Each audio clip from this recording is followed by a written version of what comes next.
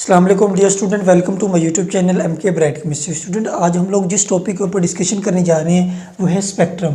यानी कि आज देखेंगे स्पेक्ट्रम क्या चीज़ होती है, स्पेक्ट्रम की कौन कौन सी टाइप्स होती हैं, सब टाइप्स को इधर डिस्कस करेंगे। सबसे पहले इसकी डेफिनेशन देखते हैं, स्पेक्ट्रम होता क्या है।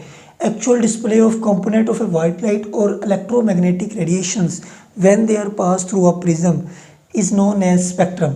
ऐसा अमल जिसके अंदर यानी कि इलेक्ट्रोमैग्नेटिक रेडिएशन या वाइट लाइट वो अपने कंपोनेंट के अंदर डिस्ट्रीब्यूट हो जाए, उस प्रोसेस को कहते हैं स्पेक्ट्रम, यानी कि उस इमेज को कहते हैं स्पेक्ट्रम। अब ये देखें एक्चुअल डिस्प्ले, इसकी आपको समझ अब आएगी। ये मेरे पास एक इलेक्ट्रोमैग्नेटिक रेडिएशन है, ठीक है, ये मैंने ली एक इलेक्ट्रोमैग्नेटिक रेडिएशन, ठीक है। अब ये क्या किया, इसको मैंने प्रिज्म में से पास कराया।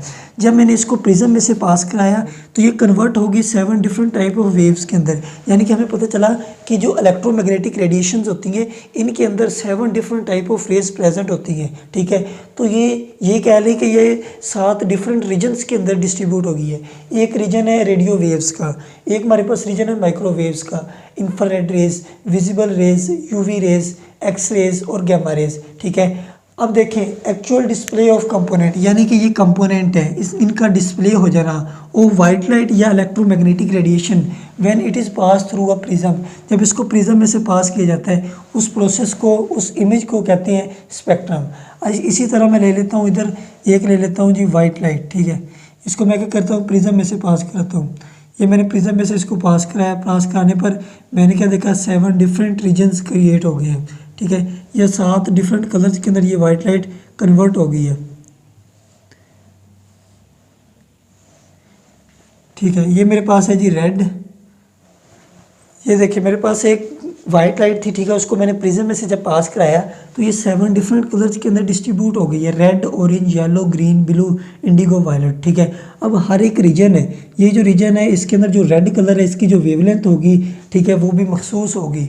यहाँ पर इसकी भी वेवलेंथ मखसूस होती है, इसकी 800 नैनोमीटर है, ठीक है, ये 400 नैनोमीटर है।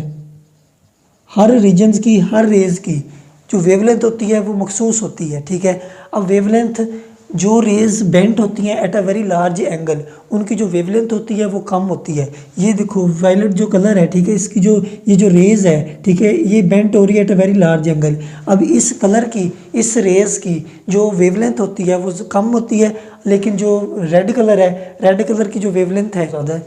तो यहाँ से हमें पता चल गया कि ऐसी रेज जो बेंट होती हैं at a very small angle उनकी वेवलेंथ कम होती है। इसकी वेवलेंथ सबसे कम है लेकिन इसकी ज़्यादा है, 10⁹ नैनोमीटर, ठीक है।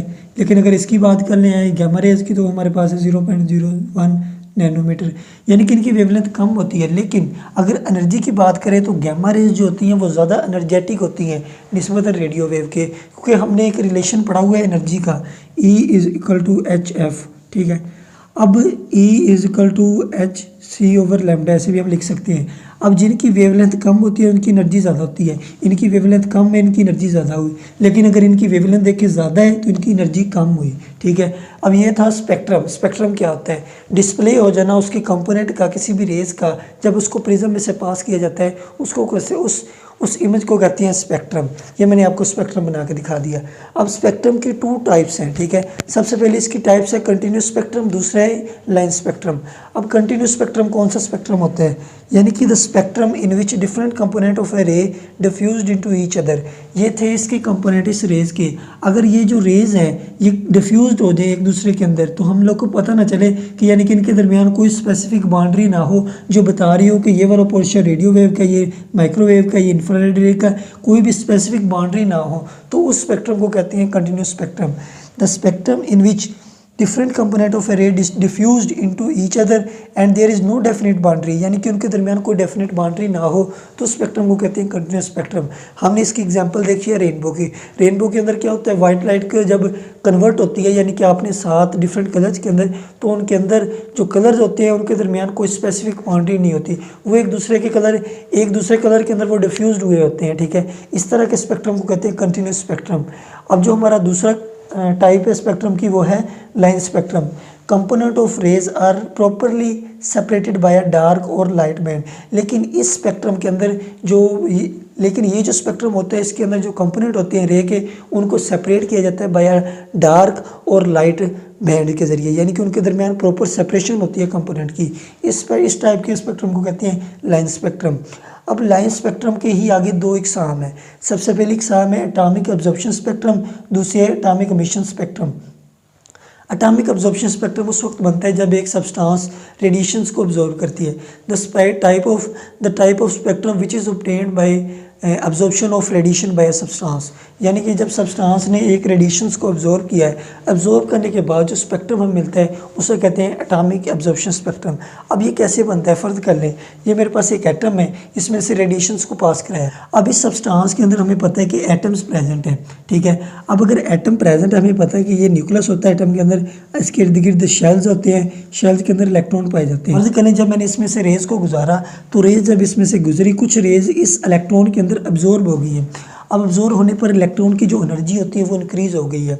अब इंक्रीज़ होने पर ये जो इलेक्ट्रॉन है ये शिफ्ट हो गया किस ऑर्बिट में, ऊपर वाले ऑर्बिट में, ठीक है। अब कुछ ऐसी रेज थी जो यानी कि वैसे इस एटम में से निकल कर आ गई हैं, ये जो रेज हैं, ठीक है, यानी कि ये इस सब्सटेंस के अंदर अब्जॉर्ब भी नहीं हुई। तो हम लोगों ने क्या किया, जो इमिटेड रेज हैं उनको डिटेक्टर से डिटेक्ट किया और एक स्पेक्ट्रम फॉर्म हुआ है, ठीक है। अब ये जो स्पेक्ट्रम है, फ़र्ज़ कर ले मैंने ड्रा किया है 0.001 नैनोमीटर टू 10⁹ नैनोमीटर, ठीक है।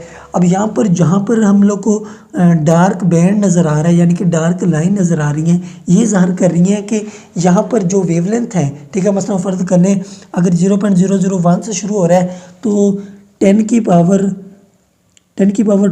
ठीक है। अब 10⁻² वाली ऐसी रेज जिसकी वेवलेंथ थी 10⁻², वो अब्जॉर्ब हो गई हैं, ठीक है, उस एटम के अंदर अब्जॉर्ब हो गई हैं। तो वहाँ पर क्या हुआ, वहाँ पर ब्लैक लाइन क्रिएट होगी, ठीक है। ये ज़ाहिर करिए कि यहाँ पर इस रेंज वाली जो वेवलेंथ थी वो एटम के अंदर अब्जॉर्ब हो गई हैं।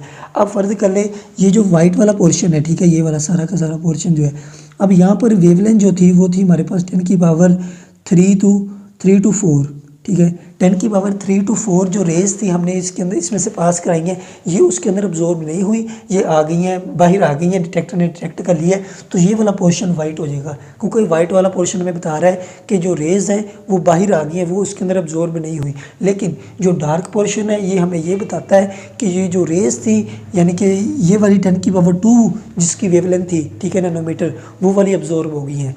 तो dark line represent absorption of the wavelength, ठीक है। जो वाइट बैंड होते हैं वो जाहिर कर रहे हैं कि जो रेज़ उसमें से पास कराएंगे वो हमने दोबारा एमिट हो गई हैं एटम में से, उसके अंदर एब्जॉर्ब नहीं हुई, ठीक है। ये तो थी एटॉमिक एब्जॉर्प्शन स्पेक्ट्रम। अब आ जाती है दूसरी टाइप, वो है atomic emission spectrum. Atomic emission spectrum भी वो ऐसा स्पेक्ट्रम है, the spectrum which is formed by emission of radiations by a substance, यानी कि जब सब्सटेंस में से एमिशंस होती हैं रेडिएशंस की, तो इन एमिटेड रेज को जब हम लोग स्पेक्ट्रम यानी कि प्रिज्म में से गुजारते हैं तो हम लोग को जो स्पेक्ट्रम मिलता है वो इस तरह का मिलता है।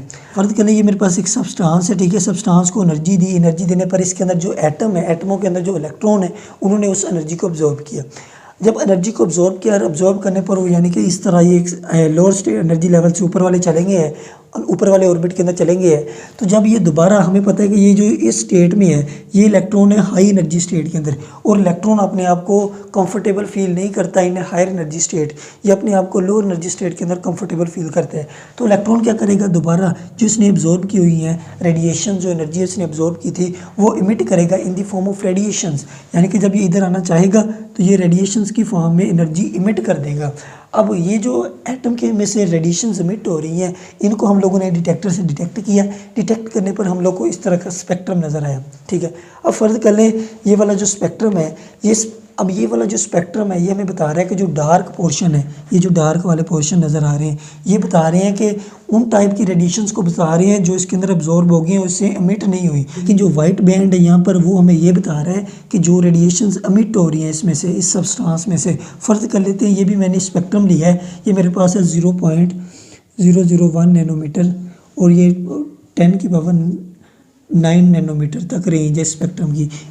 अब इसके अंदर जो वाइट लाइट वाला पोर्शन है, ये वाला पोर्शन है, फ़र्ज़ कर लेते हैं ये जो पोर्शन है यहाँ पर वेवलेंथ जो है 10⁻1 है से लेकर 10⁻², ठीक है, नैनोमीटर, यानी कि इतनी वेवलेंथ वाली जो रेडिएशंस हैं वो इसमें से एमिट हुई हैं, जिसकी वजह से ये जो बैंड है ये वाइट बैंड बना है इधर। अब इधर फ़र्ज़ कर लेते हैं ये वाला जो पोर्शन है मेरे पास ब्लैक वाला, इसकी जो वेवलेंथ है वो 10⁻⁴ 4 से लेकर 10 की पावर 6 नैनोमीटर, ठीक है, इतनी यानी कि वेवलेंथ है इस वाले पोर्शन की। अब ये वाला जो बैंड है ये डार्क इसलिए बना है क्योंकि उसके अंदर अब्जॉर्ब हो गई है रेडिएशंस, अमिट ही नहीं हुई उस सब्सटेंस में से। अगर उस सब्सटेंस में से ये इतनी रेंज वाली एमिशंस रेडिएशंस अमिट हो जाती तो ये वाला जो पोर्शन होना था ये वाइट हो जाना था। अब वाइट वाले जो पोर्शन है ये रिप्रेजेंट कर रहे हैं कि उन रेडिएशंस को जो उस सब्सटेंस में से एमिट हुई हैं, ठीक है। लेकिन जो ब्लैक बैंड्स हैं ये रिप्रेजेंट कर रहे हैं कि ऐसी टाइप्स की रेडिएशंस को जो उसके अंदर यानी कि उसमें से एमिट नहीं हुई, उसके अंदर अब्जॉर्ब भी हो गई हैं, ठीक है। ये तो था एमिशन स्पेक्ट्रम और एटॉमिक एब्जॉर्प्शन स्पेक्ट्रम। उम्मीद करता हूँ कि आपको आज के लेक्चर की समझ आई होगी। अगर इस टॉपिक के रिलेटेड कोई क्वेश्चन है तो आप कमेंट सेक्शन में पूछ सकते हैं। अब हम अपने नेक्स्ट लेक्चर के अंदर इंशाल्लाह एमिशन स्पेक्ट्रम ऑफ हाइड्रोजन को डिस्कस करेंगे। तब तक के लिए अल्लाह हाफिज़।